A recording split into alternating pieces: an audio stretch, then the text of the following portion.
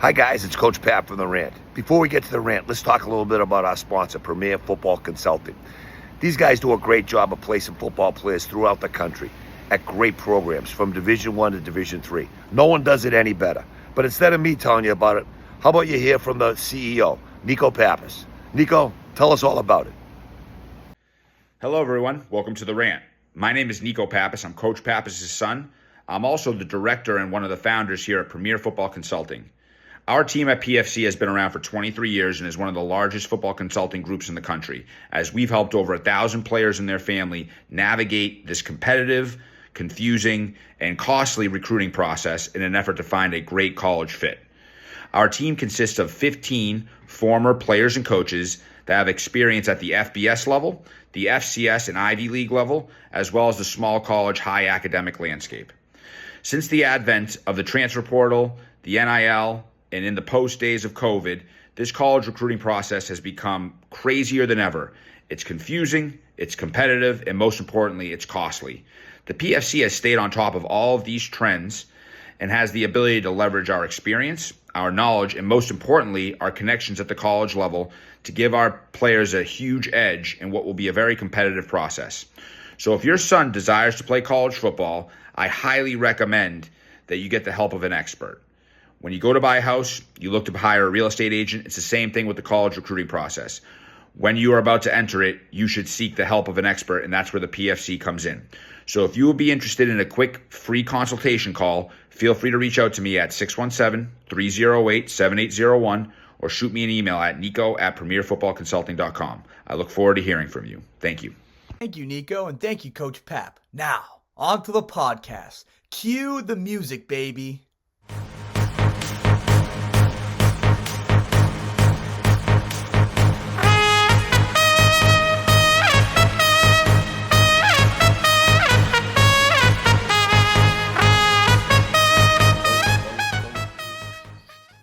Hey, welcome everybody. Welcome to the Rant, and we are post Thanksgiving, and we are big week of MIAA football finals. I'm co-host Coach Pap. My co-host down there is the one, the only, the Boston Herald genius, the guy who knows it all, the great Danny B. Legend in my own mind. That's it. And then up at Amherst, Massachusetts, with a fresh haircut. Did you get the haircut at Amherst, or did you get it in Wayland? I got it in Wayland. I go home and get the haircuts. You know, I stick with the barber. I was going to say, you know what I tell the barber, Dame? Yeah. A little off the floor. No, a little off the floor. Like that one. I got them all. Hey, I got them all. Hey, Danny, Damian. I love it. I got my East Dill secured Leighton Orient game shirt on. Compliments of the great Jim McCaffrey. A lot of you guys out there, if you're basketball fans, you definitely know Big Mac. Jim McCaffrey, one of the all-time leading scorers in New England. Great player at Holy Cross. And banged around with a couple of the NBA teams. And then after that, has been a legend in the Boston pickup basketball. Anyways, Mac's done pretty good. Now, where are they based out of? They're based out of London. Have you ever been there? You ever been? Mac's in between Winchester, not anymore. Winchester, Newport, London, little Miami, Big Mac, getting it done. I get the T-shirt. Have you been there, though? I'm going. We got our tickets. We're going in April. It's in London? Huh? You going to England? Yeah. Nice. Why would? Yeah. Listen, I'm going. I'm going. I'm going to go. I'm going. It's one of the European countries. I mean, not even England itself. I'd love to go to London, even for a few days. You know what I'm going to tell Mac? We'll get you over there. You know what? We need a public relations guys for the Leighton Orient. All right. You know what? This is like, what's his name? What's that? Damien, what's the soccer show? What's the guy's name? Oh, Ted Lasso. Ted Lasso. I get it everywhere. Even Sherry's yelling at me. He's the human Ted Lasso. His team is fighting. They're in the bottom four. They got to fight to not go down. He said, Pap, it's like the Patriots. If in the bottom four got to go play the Marlboro Shamrocks. Oh boy. anyways, too much fun. Let's get to the MIAA football. Damien. Let's go right into it. If I remember, there was a bet placed down, between how many teams we said were going to be in the Super Bowl. Now, I believe No. Who's going to win the Super Bowl? Yeah, who's it? Carmeletta's. Is that the deal? That's the deal. Yes. Oh, yeah. That's all right, the deal. very good. I'm looking forward to my deal, guys. email there. Let's go right into it. Fire it up. All right, here we go. We said at the beginning, St. John's Prep versus Springfield Central. Neither one of us have it in there. Let's talk about the game, though, Danny. I think it's humdinger. I agree with you. I get Needham, a team that's undefeated, very, very solid team. Proved their merit by beating St. John's Prep in the semifinal. Then came back on Thanksgiving against a very good Wellesley team. Beat them. Zavarian a little banged up. They sat a couple of their guys against St. John's Prep. It's going to be interesting. I think Vincent Boose's health is something really you're going to have to monitor going into this game. You know what, Danny? It's exactly what the people of Massachusetts want. They want a great Division I final. They're getting it. Yep. Okay. Catholics versus Publics. I mean, it's got all the drama. It's going to be played down in Foxborough. Good. They've got a nice time slot. It's going to be a hell of a game. I can't go out and say who I think is going to win. I watched tape of both teams, really similar. I mean, Needham is just on a roll right now. I mean, and did Zavarian did the week in, week out tests that Zavarian face? I mean, are they finally wearing them down? Good point. We'll find out soon enough, though. All right, here we go. We're going Division II, and we have both teams left. I have King Philip. You have Catholic Memorial. How you feeling about your bet right now? I feel pretty good. I mean, I feel pretty good too. All right, good. Congrats. So we got Division I and II, Catholics versus the Publics. Listen, I mean, this is again really, really cool stuff for Massachusetts. I mean, I think it's great. We talked about it's really Division I and Division 1A for a bunch of different reasons. But again, CM better than I do. King Philip just does not appear to back down from anyone. Obviously, CM, maybe a 2-touchdown favor, you think? I don't know. What do you think? I don't know if I'd go quite that far. I think this King Philip team is pretty solid. Oh, I agree. I think they really want to show that, they played them twice in the Super Bowl. One year wasn't as competitive. The second year was a pretty competitive game into the fourth quarter. I think they do play with a chip on their shoulder, which I think comes from their leader, Brian Lee. And I think that, they're up for the challenge. I mean, the concern I would have would be CM speed because, I mean, they are fast. Yeah. Yeah. And in this weather, Danny, it's going to be, the weather up there, it's going to be the turnovers. Turnovers are going to be a huge factor. Huge. Absolutely. Right. We go Division III, all hawk and mock. Later in the show, we're going to have Mike Redding on. I mean, the legendary Mansfield coach. All hawk, Mansfield versus North Andover. I got Mansfield. You got North Andover. I'm feeling good about my. Hold on. North Attleboro. North Attleboro. Oh, goodness gracious. I keep on getting in trouble with this stuff. Okay. North Attleboro. I feel good about Mansfield. I know they went down earlier to them and stuff like that, but they're playing hard. I'm sure you feel really good about North Attleboro. Probably not as good as I would have felt a few weeks ago. I mean, I am nervous about this pick. I kind of like, Mansfield just seems like one of these teams of destiny. There's no superstars on this team. But, boy, they've gotten better week in and week out. And Mike is such a good coach. Yeah. I think on paper, North Attleboro is the better team. They beat them once already this year, which could be a problem because, you always hear, you as a coach, the advantage always goes to the team who lost the first time in the rematch. Yeah. Yeah, I know, but I've lost to a couple teams really bad. It's going to be a heck of a game. Yep. Division 4, you're the only one left. I lost on Wayland.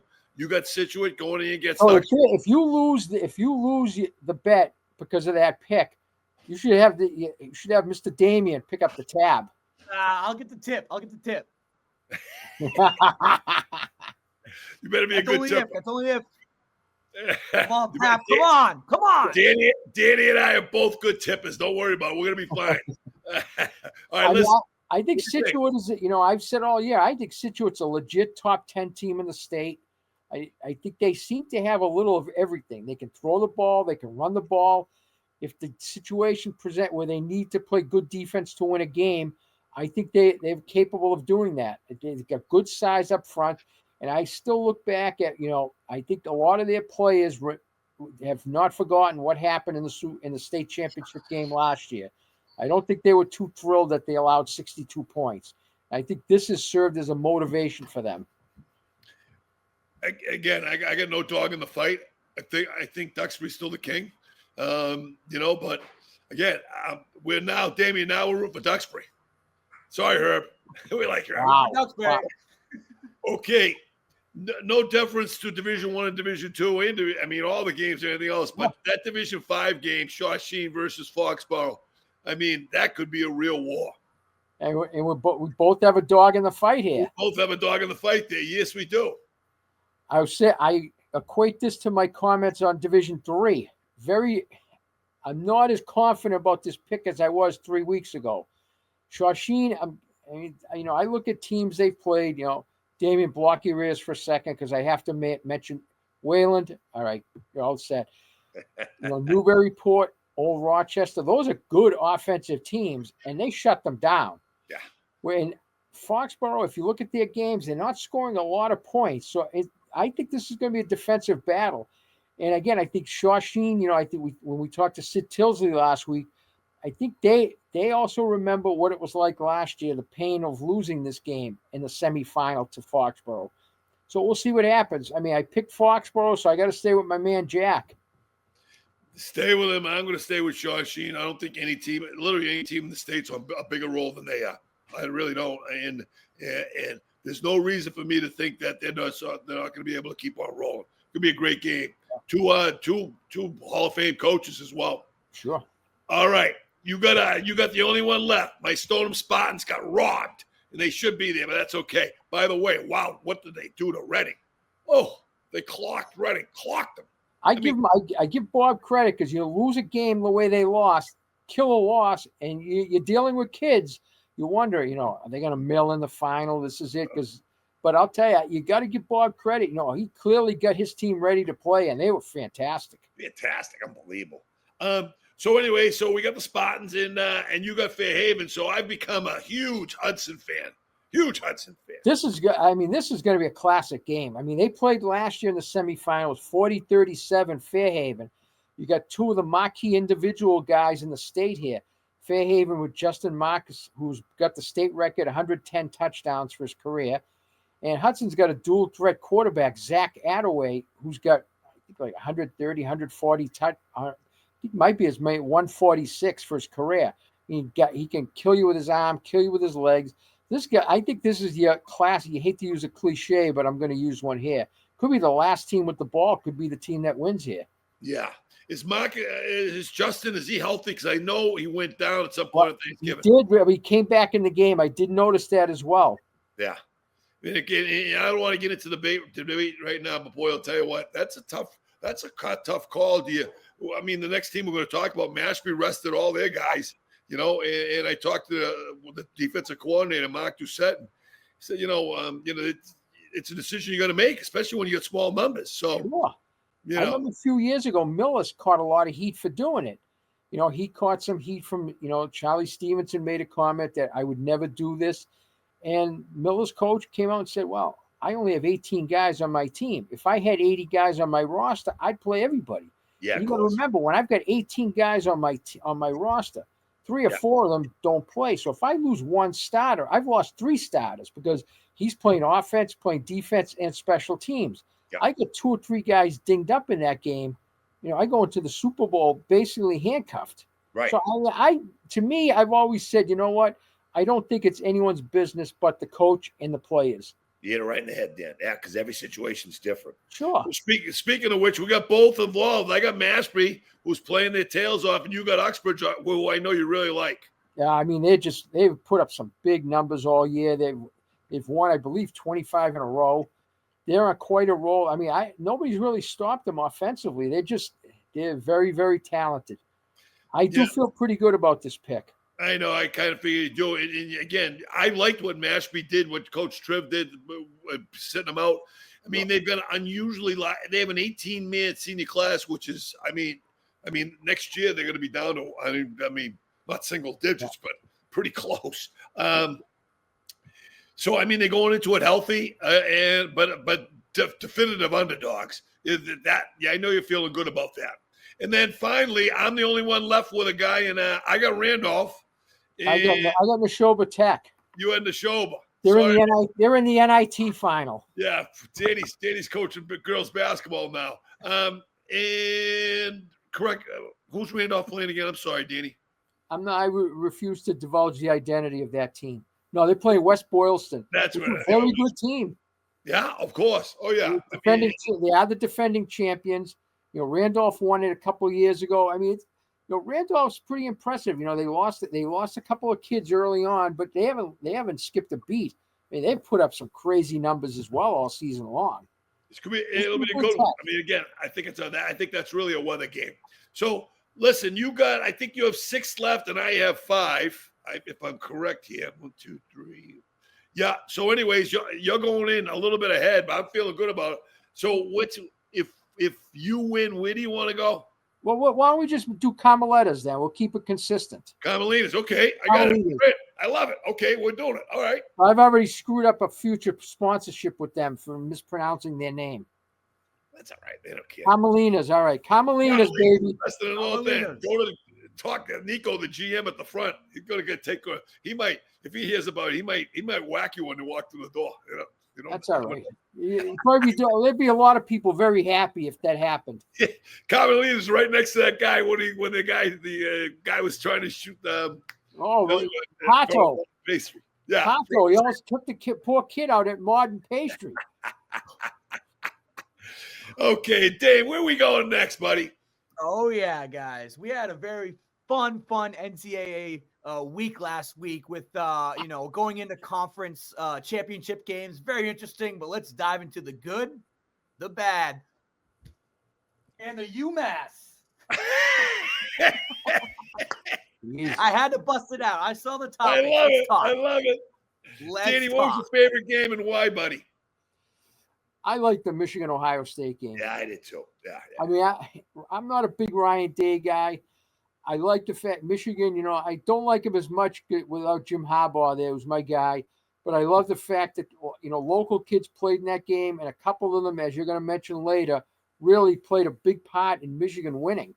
And if you're Ohio State, I mean, this is your year. You got $1 zillion in NIL money. Guys came back not even to win a national championship as much as we want to beat Michigan. And they were clearly the best. I mean, 23.5-point favorite. You can't lose that game. No. In the next, we're going to talk about coaches on the hot seats next segment. I'm with you, Danny. I mean, I kept on trying to flip back and forth. I mean, Michigan is just an average team that just really, really stepped it up. And I'm going to talk about 5 Massachusetts high school players had a major role in that. I really enjoyed South Carolina. Being Clemson. Yeah. Great story. Beam is great. Beam is really great. And I'll tell you what, he's got those guys. He's got them playing really hard. So I enjoyed that. My bad. I can't believe Miami lost. Now listen, I will say this. Yep. I still think they're a playoff team, and we can. I agree. But I agree too. Because Syracuse is not a bad club. No, Syracuse is strong, top 25. Coach has had a group guy came in from Georgia, done an unbelievable job with them. So people down here like Miami blew it again. Nah, I mean they got beat, but that was my bad for that. I'd be concerned because they just it's another team that when there's a big game that needs to be won, they don't get it done. They choke. They choke. I mean, it happens every year. They choke. I can't argue that point. I mean, no. I'm not a big Cristobal fan. I don't know. He's a good guy. Ward is so good. He's a real nice guy and stuff like that. Real quiet, really quiet, very businesslike. But again, kind of just the Miami vibe is just weird. I'm going to give you another trivia question for you.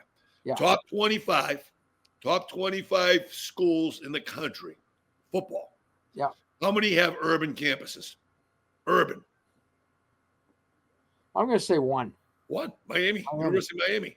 No one ever talks about it. I mean, USC. I mean, you look at the big cities, New York, Yep. LA, Boston, although Billy's done a great job. Okay, Atlanta.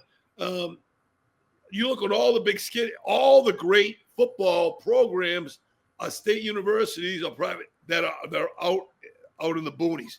It's pretty interesting. And again, that's where their fan base. Okay, so we got the good, we got the bad, and now instead of saying the ugly, well, we got to talk about UMass, Danny.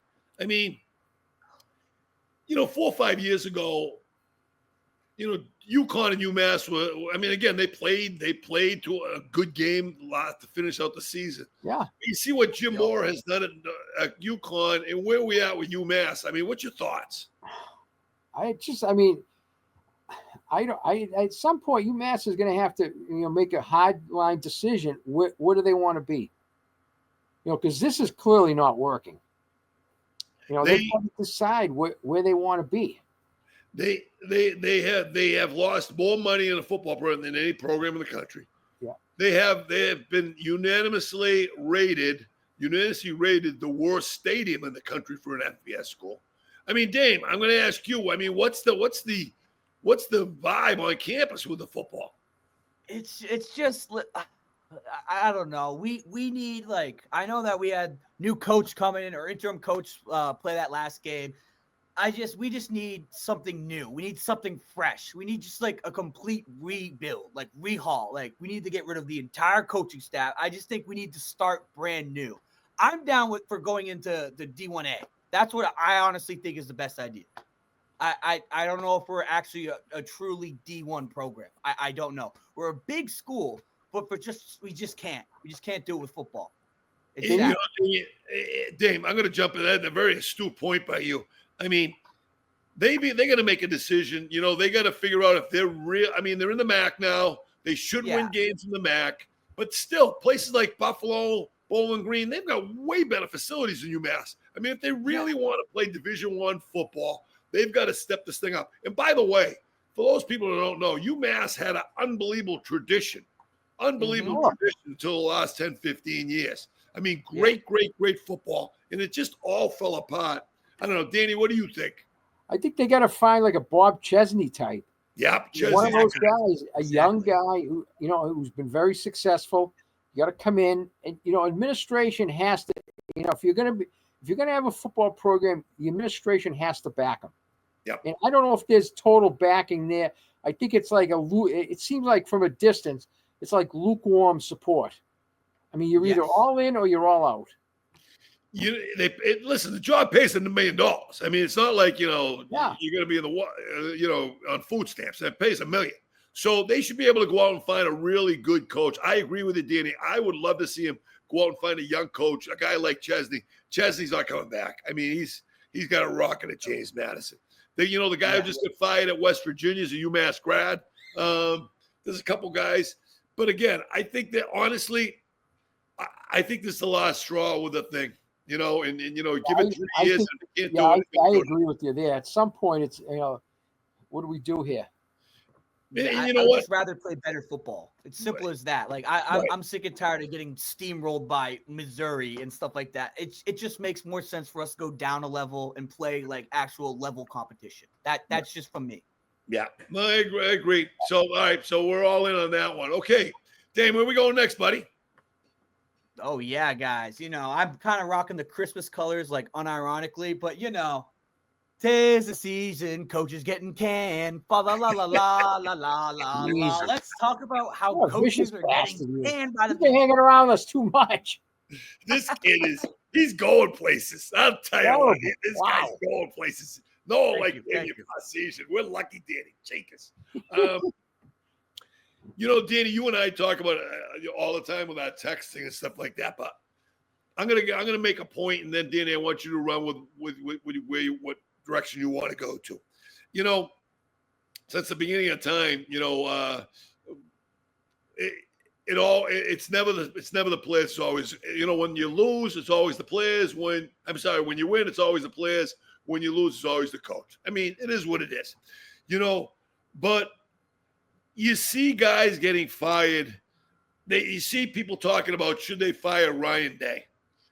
I mean, yeah, you can't beat Michigan for whatever reason it is. But I got news for you. Jim Harbaugh had a stretch he couldn't beat Ohio State, Yep. So, and Danny, we talk about the NFL. All these guys there's going to be 10 openings in the NFL this year.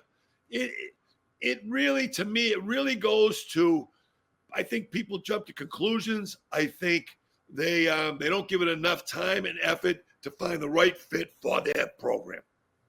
Yeah, I mean, you look at the NFL, a couple of your guys, Shane Waldron, he may not have been the best fit there, and, it just didn't work out. But this is a guy who has good resume coming in. Another guy, the guy is Lou Anarumo. For 5 years in a row, people are like, the biggest criticism was, how is he not an NFL coach, head coach? His defenses were great this year. They're not as good.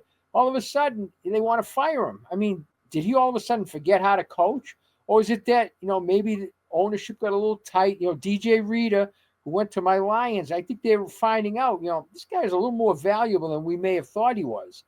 And I think a lot of times it's, management decisions wind up getting coaches and assistant coaches screwed.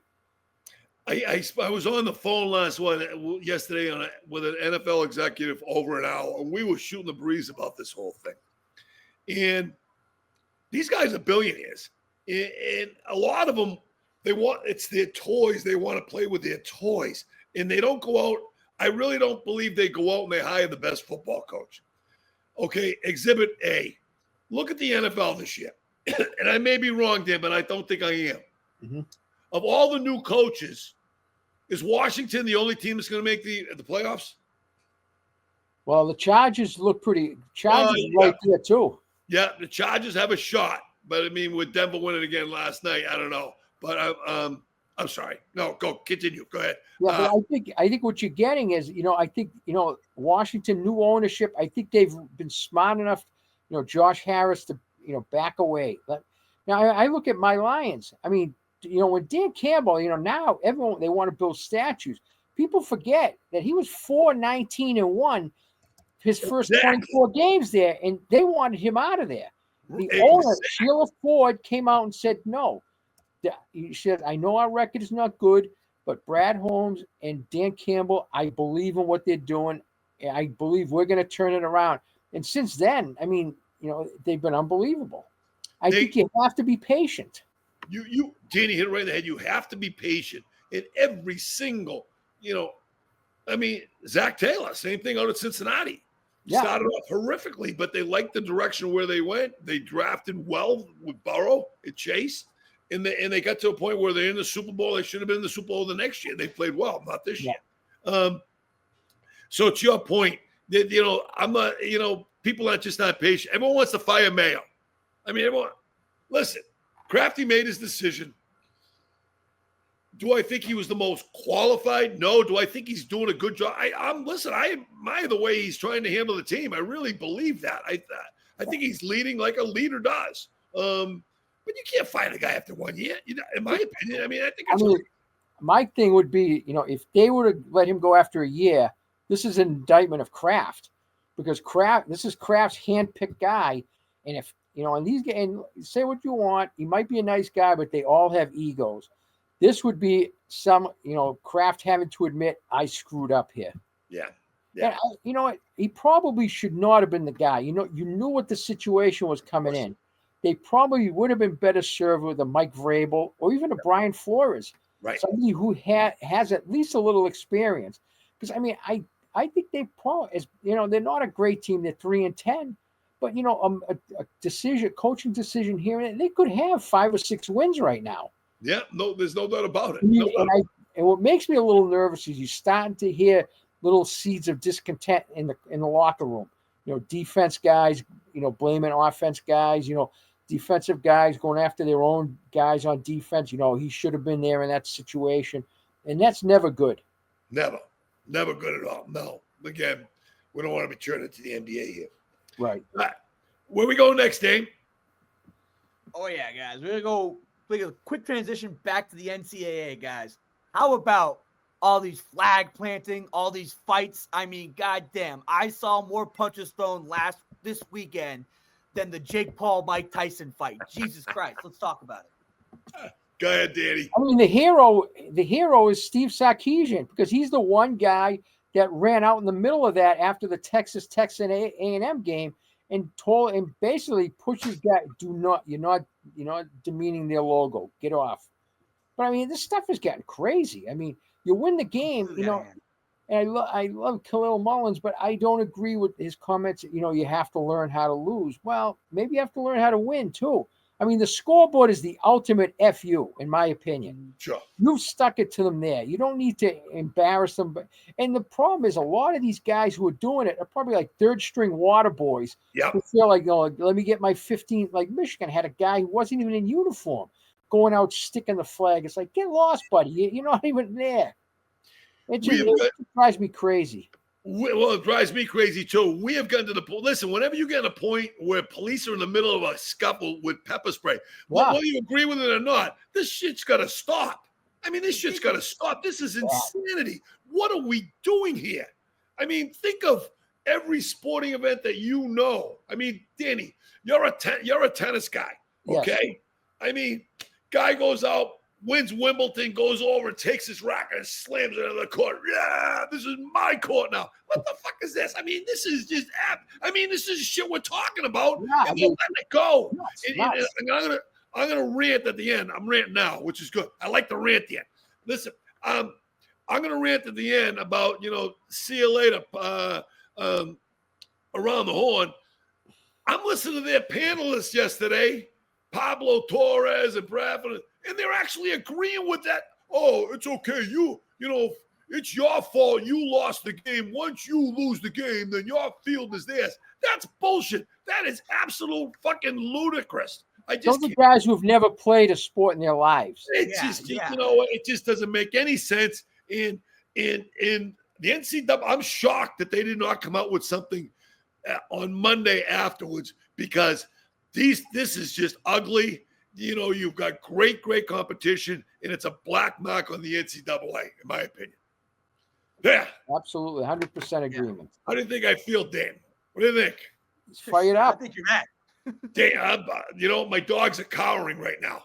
They're cowering. Right. Hey, Blue. He's cowering. All right, go. Where we going next, buddy? All right, guys, let's go deep into the NFL, or like we like to call it. You know what we like to call it. I call it the No Drama League, but Danny enjoyed the games, so I didn't. So I want Danny to talk about the games. I thought it was it started with the insanity of the Bears-Lions game. As a longtime Lions fan, I'm used to seeing what happened at the end of that game with my team on the wrong side. That was just insanity. Just watching that, and then it just went crazy. I mean, almost every game had some drama.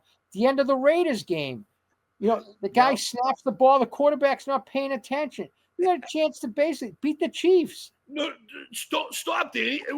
Yeah, the Raiders screwed up, but what about the referee, the line judge, is given a legal procedure with the dead ball foul, move it back 5 yards, kick the field goal, and then the NFL calls down. Hey, we can't let the Chiefs lose. Can't let that happen. Let's change it to illegal shift.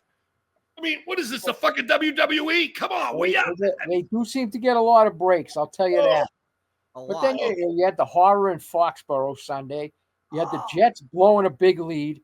Now they want to bench Aaron Rodgers. You had two crazy games, the Pittsburgh-Cincinnati game, then even the Monday night game, Denver, and the gift that keeps on giving one way or the other, Jameis Winston. I mean, he's the ultimate trick or treat in one quarter. What a gunslinger right there. Throws for almost 500 yards, 4 touchdowns, and he threw 3 picks. 2 of them get returned for scores.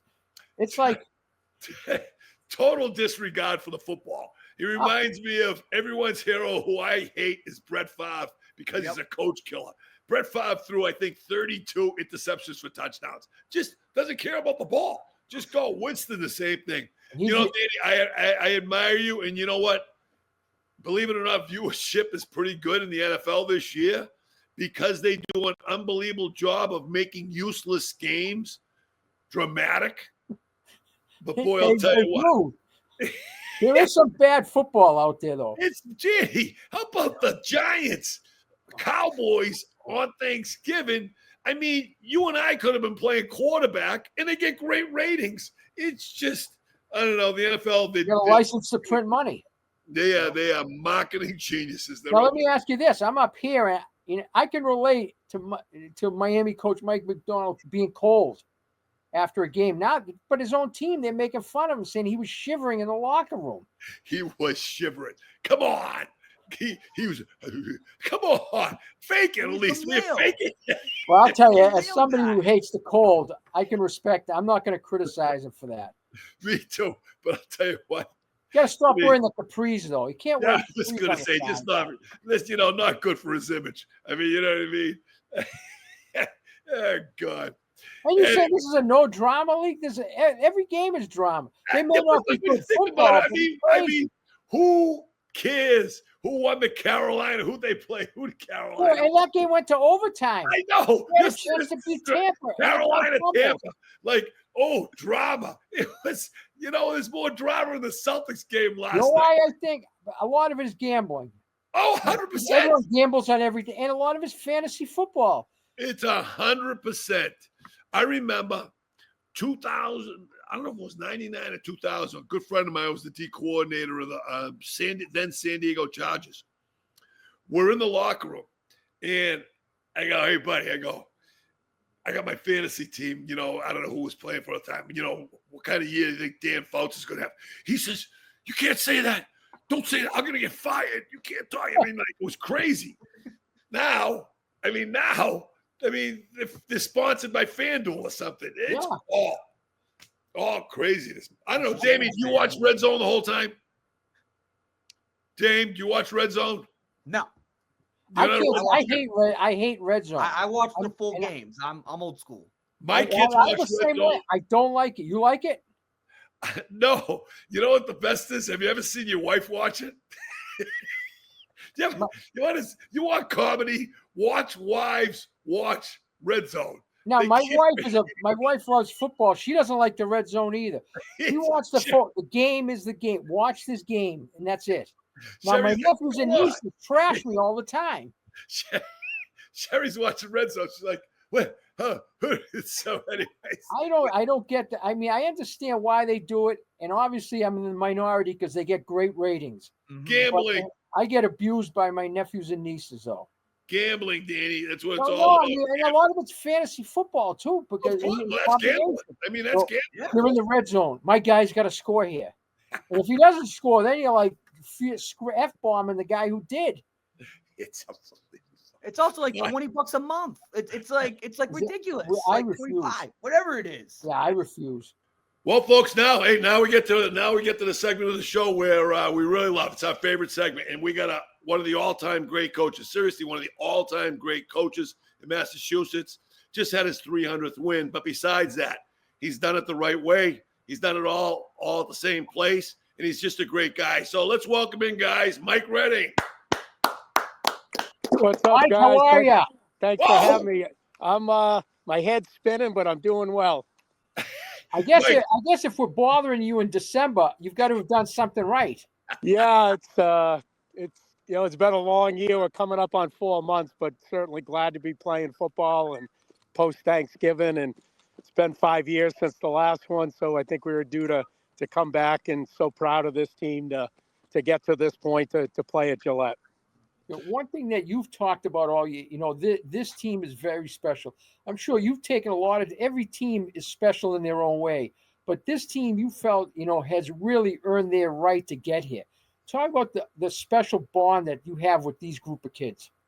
Yeah, it's a group that's really overachieved. I mean, I think, if you looked at the last few years, I think last year was the year we thought we'd be playing at Gillette. Unfortunately, last year's senior group just had so many unfortunate injuries to like Trevor Foley, Brian Butler, Tommy Smith, guys that would have been potentially, Herald All-Scholastics, and it was just too much to overcome.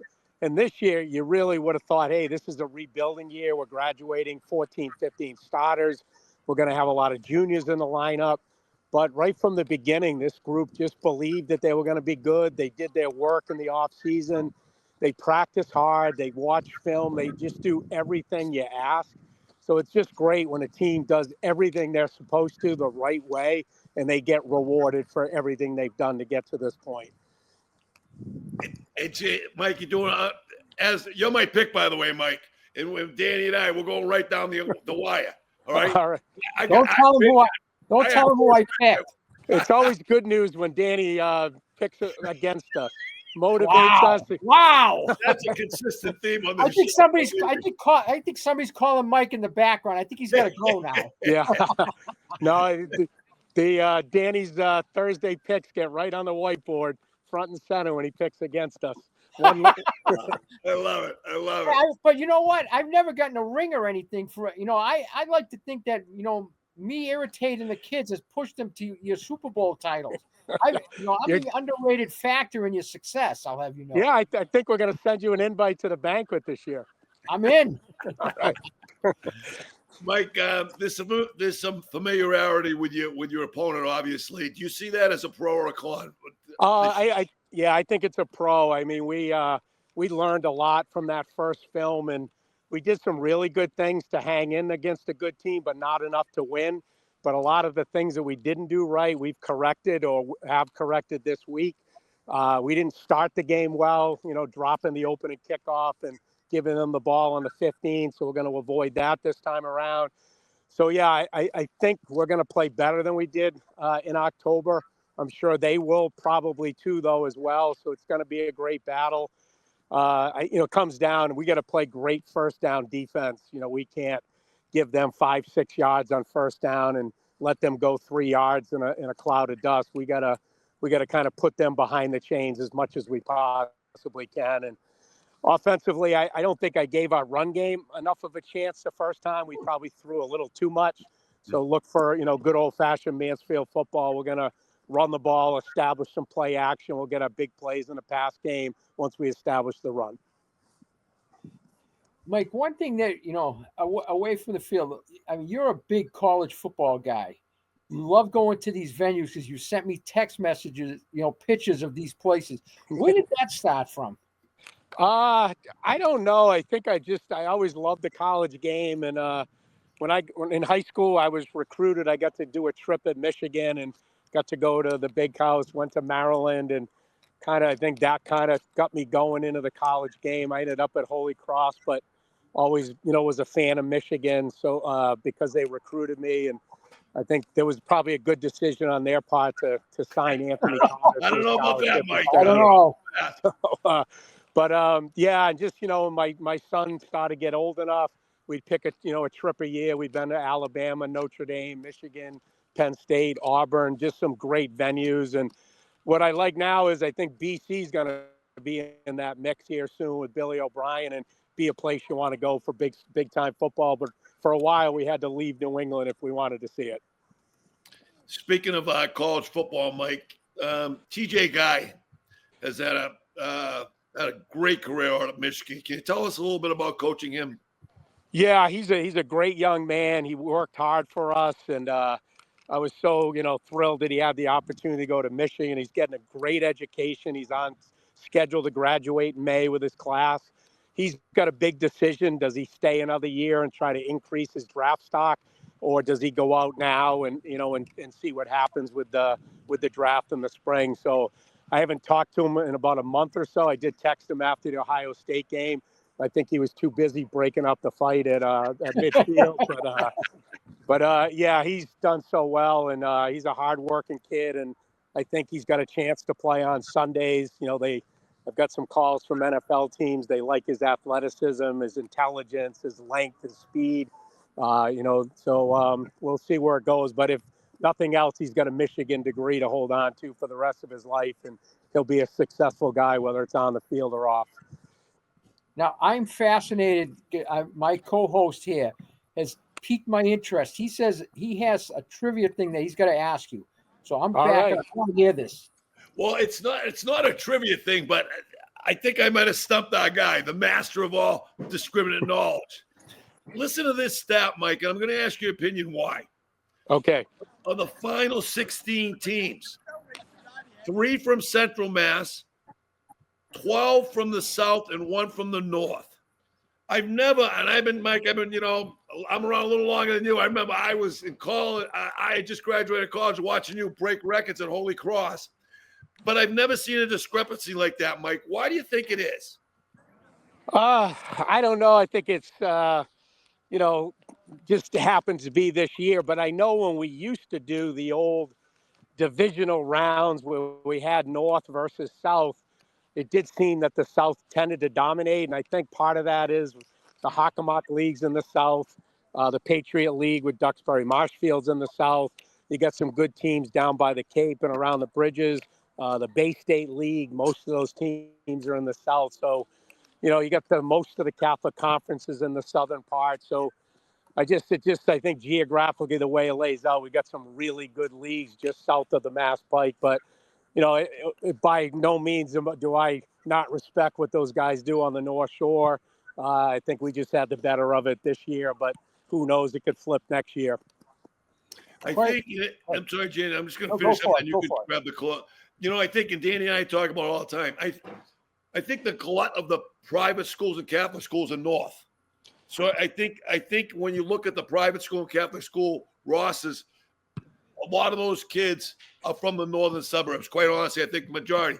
But you've done, Mike, you've survived in this you've won 300 games because you've managed to. I never see a Mansfield kid. The only Mansfield kid that ever left was Rhett Weissman because he was a baseball guy and he played. Yep. Yeah, but you've done an unbelievable job, Mike. So is there a battle every year just to make sure those kids stay home? Yeah. I mean, we're recruiting them in the 7th, 8th grade. We run our youth clinic every year. We get 100 kids to show up, and it is Mansfield propaganda from day one till we let them go. I already sent my email out to our 8th graders about how excited we are for them to join the program last year. We do everything we can to keep them in the town, and the best way we can do it is certainly have a first-class football program, win games, play in the playoffs, offer a great education for people for free in the community. And now we kind of did a really nice job with our stadium and our basketball gym. And now we're kind of top of the line in terms of facilities. That makes a big difference. So, it's a lot of it going on, but yeah, we've got to get out and recruit those kids to stay and let them know what great opportunities they have, play in front of their home crowd, play with the kids that they grew up with. And it's just, it's special on Friday nights here on Alumni Field. The one last thing I have, I spoke to a fellow member of the 300 win fraternity. I told him we were going to have you on. He wants to know, how do you stay so young looking? That would be the guy you opened your season with last year wants to know, what is your secret? I don't know. I asked my wife, she's a little younger, and she's on me all the time that I can't look as old as I am. So, but I did laugh. I saw a picture of myself in one of the papers, and the first thing I said to her was, "God, do I look old in that picture?" So I have a little different viewpoint, but I don't know. Being around the kids keeps you young, keeps your energy going, and I still love it. I probably getting close to the end of the line here with another year or two, but yeah, this year's been a lot of fun, and I think coaching high school, it does keep you young at heart, and hopefully I can keep my hair for a few years longer. I love it, Mike. You've done an unbelievable job. My last question, Mike. All right. See this shirt? Number one, do you know what the team is? Number two, do you know who the owner is? Here we go. Let's do it. You see it right there? No, I don't. What does it say? I can't see two of us. Listen, it's a soccer team owned by your old Holy Cross friend, Jim McCaffrey. Oh, Jimmy. Oh, boy. Jimmy He's making that much money he can buy a soccer team? Yes, he does. I'll tell you one thing. I enjoyed watching him as much as I enjoyed any college basketball player. Man, he could jump and shoot. He was electric on the basketball court and such a good guy. Go give him my best. You know what? And I got a little stats from him, and I said you're on. He said the exact same thing about you, Mike. What a great player you were. What a great guy you were. Hey, Mike, we're really proud of what you've done. Thank you so much. I mean, and best of luck. Get another Thank one. you. All right, Well, buddy? yeah, we'll enjoy the experience. Appreciate the Patriots having us in on Friday night. Great. Awesome, buddy. Take care, Good Mike. luck. Thank you again. Take care. See you guys. Have fun. All right. Hey, let's go. You want to go shout outs first or rants? Let's go shout outs, Danny. Shout outs. All right, we got to get, Massachusetts has never been a real hotbed for quarterbacks. However, this weekend, Pop Watson, the former Springfield Central quarterback, certainly put Massachusetts on notice. Got his first career start at Virginia Tech, playing in a big rivalry game against Virginia. He stepped up big, 14 for 21, 250 yards and a touchdown, ran for 48 yards and another touchdown in a 37-7 victory, which made 37-17, my bad, which made them bowl eligible. I mean, good for him. The kid has been waiting his turn. He was a fantastic quarterback in Massachusetts. And, I applaud him. Excellent effort. I hear really good things about him too off the field, Danny, which is good. Yeah. Little stat for you. First Massachusetts quarterback to start a FBS game since E.J. Perry did at Boston College, I think 6 or 7 years ago. Right. Before that, one of our former guests, Brian St. Pierre. Yep. So, again, it's it's an honor. It's an honor that Pop got that thing done, which was great. All right, I'm staying. My shout outs go to 3 guys that I happen to coach at camp and we helped with some advising and stuff like that. 2 guys played for Michigan. Okay. Khalil Mullins is literally one of the nicest young men of all time. And has, like you said, Danny, earlier, has done special teams, has played defense. And when his opportunity came about, he grabbed it. He will be a forever legend in Michigan lore for the how he has played the last couple of years against Ohio State. So Khalil would be my first one. The other one's Peyton O'Leary. And Peyton O'Leary's son of Jimmy O'Leary at Governor's Academy. Peyton was a great athlete out of high school, but very, very under-recruited. And when an opportunity came up at the University of Michigan for a walk-on, I believe it was Don Brown before he left. But I talked to Jimmy, and Peyton grabbed the PWO. And again, he's at a 125 out of 130 guys to start camp. Sure enough, works himself into a scholarship role. And again, huge catch versus Ohio State. He gave it the boom, first down, which was fantastic. Oh yeah, he's not afraid to trash talk. That goes back to high school. But it was really fun to watch 2 local guys that I have ties with do a great job for Michigan. And then the third one, Danny, do you remember Jeff Jamal from Dennis Young? Sure, DY, great high school receiver. He came to my camp, not the biggest guy in the world. And we've had thousands of receivers, 31 years. I'm watching that kid run routes. I said, that's the best route runner we've ever had here. And we've had NFL guys go through. Yeah. Didn't fit the prototype of a wide receiver. Had to go to a year of prep. Ends up at Lehigh. In the game he had last week, Lehigh beat Richmond in the NCAA playoffs. Now they're going out to Idaho. But Jeff Jamal was the MVP of the game. He was fantastic. He's a great young man. So those are my shout-outs, those 3 guys. Good ones. All right, let's rant it up, Danny.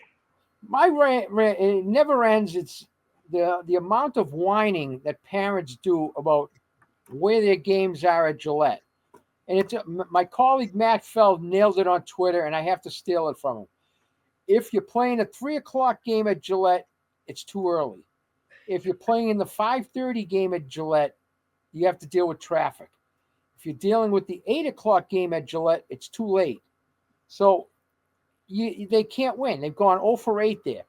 I look at it, and they like to say, we're no different than any other state. Well, I said, no, that's not true. Because I grabbed Florida last year in their state championship games, 2 of their best teams, because the big gripe around here is, the top schools get their pick of where they play and when they want to play.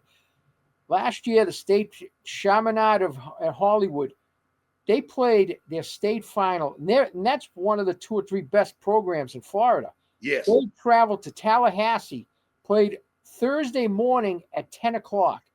Travel, I get it right here, 396 miles. No complaints. Another one, Columbus of Miami. Same thing. They played Friday at 3 o'clock. Travel 406 miles. Complaints, none. So come on, strap it on. I love it, buddy. I love it. And again, I'll get more nasty parental comments like the one I sent you. It's good. It's good. You deserve every one. I don't disagree with that. No. I'm with you, Danny. No. Well, mine is, again, we're not owned by ESPN. I used to be a huge Around the Horn fan with Tony Reale. Goodbye, good riddance. I've had it. I try to watch those guys. I can't take it anymore. The wokeness of that show just drives me insane.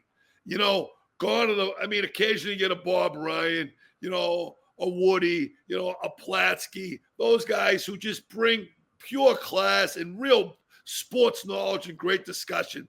I got Pablo Torres on there last night, Bill Barnwell, and some other guys.